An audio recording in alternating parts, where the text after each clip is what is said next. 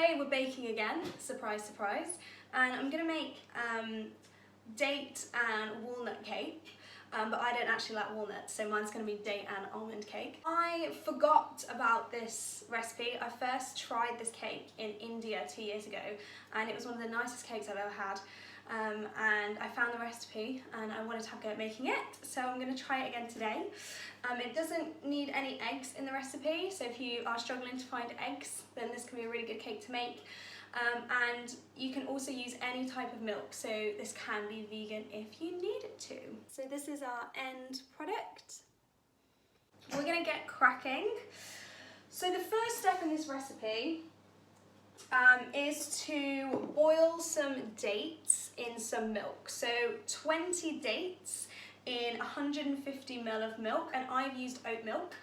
I've just used pitted dried dates. And then in a saucepan with 150 ml of milk, you want to bring that up to the boil, turn the heat off, and then allow it to cool completely. I've already done that. And now we're going to blend this so it's really, really smooth, and this is what makes this cake so tasty. I'm using a NutriBullet, so it's quite a powerful blender. You're going to put all of it all together into your blender and then just blend it until it's smooth.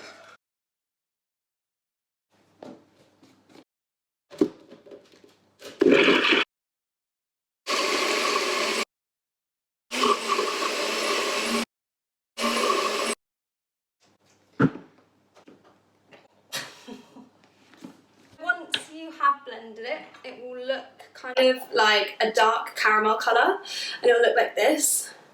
And I'm going to warn you not to eat this because it tastes really, really nice and you'll eat all of it. So next we're going to put our date mixture into a mixing bowl. I'm not wasting any of this.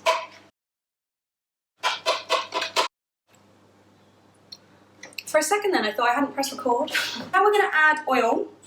So I'm using almond oil because I'm making date and almond cake, but you can use any type of oil. You could use vegetable oil, coconut oil, anything you need to. And we're going to add 100 ml of oil. Okay, well it looks like I'm adding 97 ml of oil because that's what I have. And then sugar. So I'm going to add 100 grams of sugar, but you can kind of play around with this depending on how sweet you like the cake, how sweet the dates are. I've used oat milk, which is also quite sweet, I find. So I'm going to use 100 grams of sugar, but you could increase this or decrease this, dependent on your own individual taste. And then mix that all together. So at this point, it's still going to be looking really, really tasty, kind of like liquid caramel. And now we're going to add flour. So 150 grams of self-raising flour or 150 grams of plain flour plus a teaspoon of baking powder. And 1 teaspoon of bicarbonate of soda. And fold all of that together. I didn't sieve the flour again. I don't actually have a sieve, so I'm never going to sieve the flour. If you have a sieve, sieve the flour. At this point, the batter's going to be a lot thicker. Mine's a little bit lumpy because I didn't sieve the flour, but hopefully yours isn't lumpy. And now we're going to add the nuts. So traditionally, this is a date and walnut cake. I don't have any walnuts because I don't like them. I'm using almonds because I have lots of almonds. So about 25 grams of chopped any type of nuts really, or 2 handfuls or whatever you've got, or if you don't like nuts, don't put in any nuts. So nuts go in, and then just a little bit of vanilla as well if you have it, and then mix all that together as well.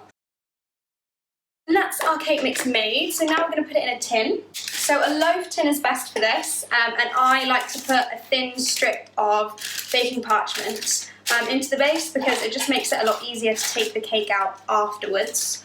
Just put the cake batter into the tin.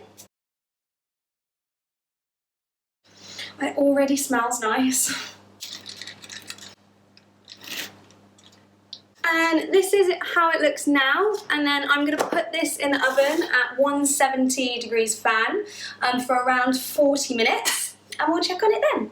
I'm really excited to eat this cake, so I'm going to have to be really patient for 40 minutes.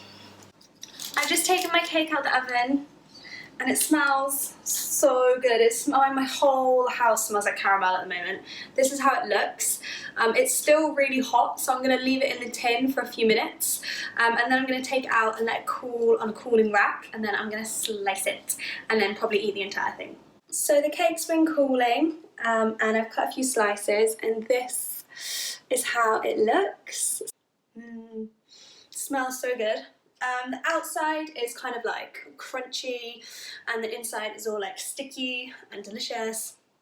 It's really nice warm, also really nice cold. This is our date and walnut, or date and almond loaf, and I hope you enjoyed the recipe, and I hope you give it a try. Oh, it's so good. I'm eating a lot of cake in lockdown.